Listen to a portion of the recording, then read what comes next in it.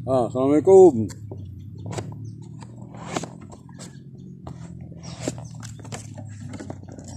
Okay. Assalamualaikum guys. Okay, ini ada busur terbaru saya daripada satu pokok hutan. Saya pun tak tahu nama apa, tapi alhamdulillah saya buat busur pendek 43.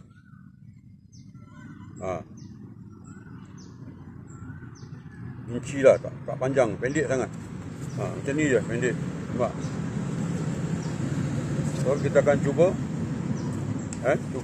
aduh,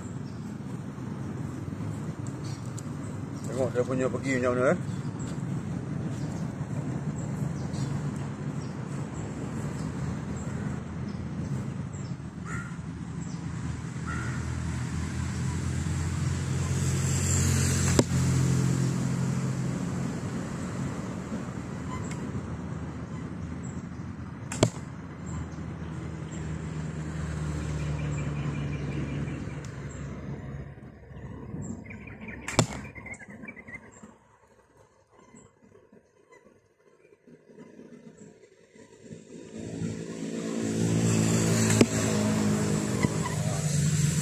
Alhamdulillah.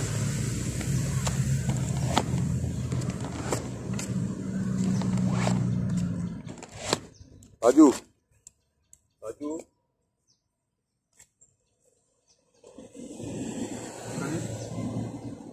Sekali.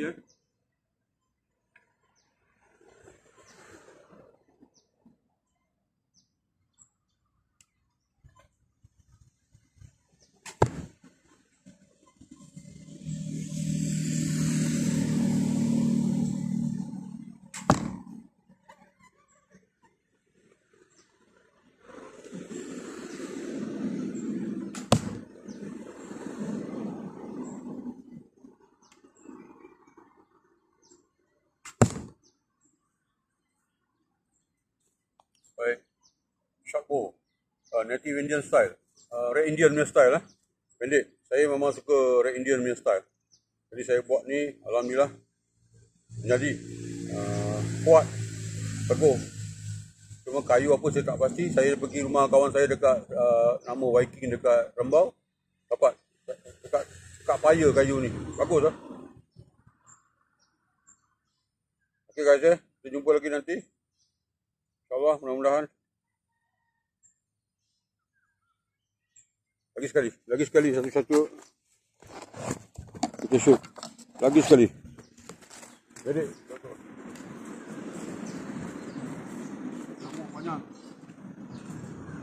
Namuk banyak.